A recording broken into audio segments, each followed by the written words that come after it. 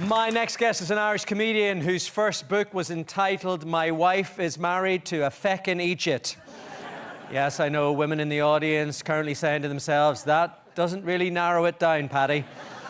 He's currently on tour with his new show, Desperate House Husband, and I'm delighted to say he's here tonight to tell us which house and which husband he's desperate for. Would you please welcome Bernard O'Shea.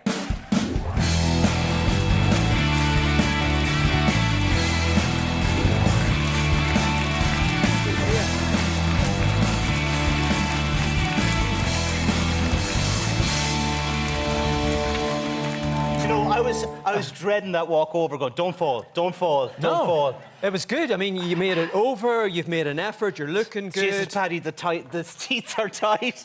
The seats are tight, Paddy. Like, I won't lie to you. I'm doing the pull up the trousers thing. It was like, I was walking around town today. I got here eventually. I'm behind the protesters. I didn't realise I would be behind them, though, for a while. And they were slagging me off. And I was saying to one of them, I said, I can solve this fuel crisis. I said, see that, Paddy? Yeah. See that? If science is watching, if you can get that fuel out of me, I'll give it to you with no VAT or tax. You can have it for free. All bought and paid for. All bought and paid for. And they're a bit tight, but yeah, I'll sort it, yeah. But I mean, you're looking in good nick. I'm not, Paddy, I'm not, no. No? You're too nice a person to go. Do you know, I was just saying to the girls in makeup, I said, I do this thing on Instagram where I go, you can't bring her anywhere. Can't bring her anywhere. I was in a shopping centre in Limerick about 6 weeks ago, and this lady kind of rolled her way up to me. She went, how are you? I went, well, how are you? She says, I'm 82 this week. I said, fair play to you, 82. And I could just see behind her, her daughter running as fast as she possibly could. Running and running and running and running. And she went, can I say something to you? You're awful big. And I was going, really? He goes, yeah, and it doesn't suit you. Are you a big drinker? And I was going, and the daughter, the sweat is pumping out of her. But I said, she's right. Paddy, like, I've done everything I possibly can in the last 2 years to try and get... And my problem is that I actually hate exercise. Yes. Like, do you know when people say, oh, I have a fear of lifting things? And you're just lifting them and they're going nowhere. You're doing no... It's like, oh, God. But I love biscuits. You know, so, like, you know, and when those worlds collide, Paddy, there's very little you can do, is there? You know? And I love biscuits. Like, I don't have, like, you know, when you open the custard creams, you get 6,000 for a five. Custard cream, yeah. They're gone. They're gone. But I'm just getting... Do you know, as my mother says here, just getting old. I was like, and I wake up in the morning sometimes. I genuinely wake up in the mornings and think, did somebody come into the room in the middle of the night and beat the living shit out of me? Because that's how I feel like in the mornings. It is. It's actually, like, my biggest fear at the moment is that if I'm ever in a bank robbery, God forbid I'm not, right? Yeah. And they come in with guns and go, everyone get on the ground. And go, oh, I have to get on the fucking ground. Like, you know, like, shoot me. You know, like, I prefer, like make it quick. Like, you know, but, yeah, and it's just, and the clothes, like, you would not believe the hassle I had trying to pick out stuff to wear tonight. Like, nothing, Paddy. You're slim, you're a good-looking man, you take care of yourself, obviously, right? Nothing fits me. I mean, nothing fits me. Like I was in a shop in town here about 1.5 years ago, and you know, the staff are so young, and they were looking at me going, he doesn't belong here. There's a culture in the cool shop, get rid of him, right? And I saw a T-shirt for €179. I bought a 3-door Nissan Almera for €179, right? I was going, and I was walking around, Paddy, and I was looking at the jeans, and you know, they're all kind of lovely laid out. You're afraid to touch them. And I'm that age going, Jesus, am I in the men's section or the women? Like, what am I in here? And the largest jeans I could see was a 28 waist. That wouldn't go around my ankle. Yeah. Right? So, and I said to the young lad behind the counter, I'd say he was only about 20. I said to him, sorry, you wouldn't have these in a 48 waist. And he did this, he went, he laughed at me. And he said, oh, go check in the back. I says, yeah, go check in the back, you little prick. Go on, just go on. Like, it's like, I was, but like, and, you know, and it's only when I got back to the car, I went, that's my life now. I don't know if you have this. Like, you think of something like minutes later, you go, oh, why didn't I say that there and then? Yeah. You know, I was in the car going, I should have said to him, you know, you laugh at me with your condescending little stare, pretending to check if my middle-aged man jeans are there. You don't even work here. You think it's a brief stand, you're going to be famous in some shit indie band. Well, time doesn't care about your plans or schemes, because plantar fasciitis and isofix car seats are going to piss all over your dreams. It comes to us all. Yeah, yeah. The isofix car seat. It comes to us all. I didn't say that to No, her. you didn't say that. Walked away. You just went home and went back to the kids and looked after them. What are you doing? You look great. I mean, I'm just doing my thing.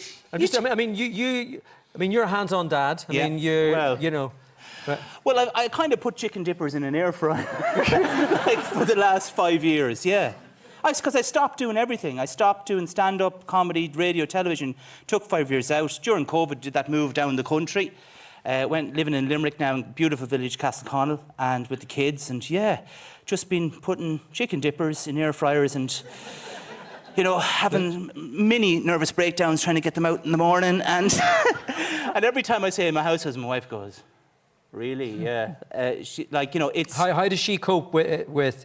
Is it harder for her to cope with you or with the kids, do you think? With me. Like, I always kind of say, like, it's kind of like me and the 3 kids are kind of renting in this house, and there's this woman living there, and she kind of gives us grief over leaving plates around the place, and, you know, we all get together and have a meeting, we've got to get rid of her, and said, well, you know, if we do, no one knows when their birthday is on, or, you know, so it's a bit like that. But, like, you know, like, I think for me, it's because I'm not that...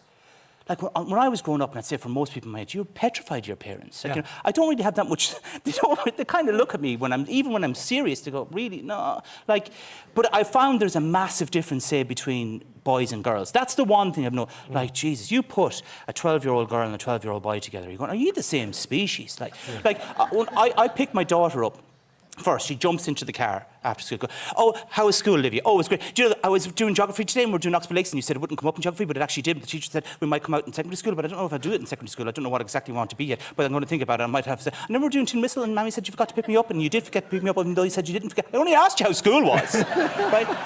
And there's days the middle lad comes out and he doesn't have the bag. He doesn't have the bag, right? You know. Or the shoes sometimes. Or the shoes. Yeah. I'll go back in and get the bag. And he's going, just drive. So I'm not doing a bank robbery. Go back in and get your bag. But the shoes, like... Yeah. Honest, Paddy, I had a gold star nervous breakdown, right? Right? Do you know when you get those gold stars? There. Right? And he was in the... One morning getting ready and he's on the stool eating, just kicking it like this, wearing one shoe. And I'm going, find your other shoe, we're going. He goes, you look for it. I was going, why should I look for your shoe? And there, I looked for it. I go, no, you didn't look for it. Eventually, I get them all into the car, pulling out the gate. I look behind, and there he is. He's wearing one shoe. I go back in and get your shoe. He goes, oh, just drive. I'll borrow one. I go, who the fuck is bringing spare shoes into school, right? And his brother, who was 6 at the time, said, but Tig, what if someone brings in the left shoe? I was going, you're and meanwhile, his sister has applied for a provisional driving licence, got a loan from the credit union, and is driving herself to school. There is a difference. There is a difference.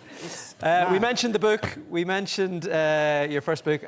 My wife is married to a feck in Egypt. Can we expect any sequels to that? Well, I wrote one specifically about relationships. You know, with my wife, for instance. My wife deserves an affair. She does. We've gotten to that stage of a relationship where I just love her to meet someone nice. You know, it'd be the making of her, Paddy. It'd be the making of her. But it's funny when you see, like, relationships, because, you know, you don't... Sorry, Paddy, I'm totally offering. But, you know, like, when you first start going out, you're sweating hummingbird nectar through your pores. You can't get enough of each other. You're booking weird Airbnbs up in Termafeckin and tying yourself to 4-poster beds with cable ties and, you know, punch me in the cock now as hard as you can. I know what you're like. Don't you? Right? And then it fades, doesn't it? It fades because it's hard to keep that up. So I saw the first few text messages she ever sent me, and it was like, one was, hey, honey bunny, miss you so much. Can't wait to see you again. Love, XXX. The last text message my wife sent me before I came out here tonight was, milk. Fucking milk. Not even could you. Not even would you. Do you know what I mean? Like milk. And so I wrote this book, right, called Milk. Now, I can't... if Easons are watching, I can't get a publisher for it yet. So there we go. Byrne didn't expect that backing up his iPhone would lead to a crisis, but when he reads across a message written from his wife years ago, it goes, "Hey, honey bunny, miss you so much. Can't wait to see you again." He smiles to memory, only to glance at the most recent text message, "Milk." Unfortunately, he forgot to bring the milk, which, unbeknownst to him, was the last straw in his wife's patience. That night, she starts a year-long mild poisoning process and eventually murders him in his sleep. She disposes of the body in a green wheelie bin wrapped in a cheap duvet she bought in IKEA, but she felt no guilt about it at all whatsoever because she wasn't really using that duvet anyway. So I'm looking for a publisher for this. But do you know what, Paddy? You're laughing too hard. There's a woman there laughing too hard. That's the bottom line. So we're busy people. We live busy lives. So I want to write a cookbook, but one that we could all use. And this one's called Cooking in the Air Fryer.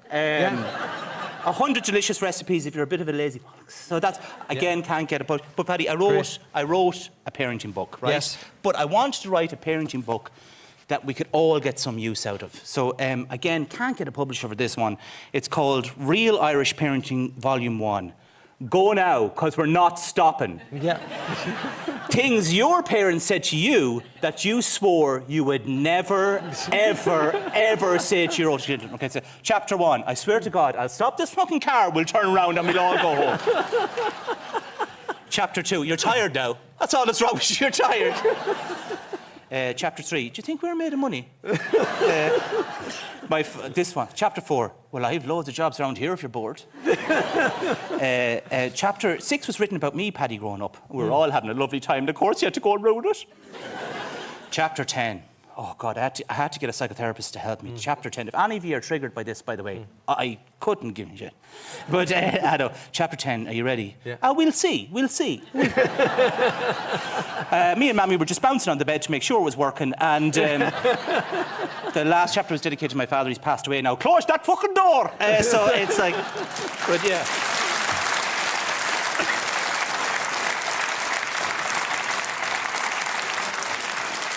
Bernard, I mean, I'm hoping there's maybe a publisher watching tonight. Oh. I think, you know... I've got loads more. I know we do. You can catch Bernard's brand new stand-up show. It is called Desperate House Husband at the 3 Olympia Theatre on Saturday, the 7th of February, 2027.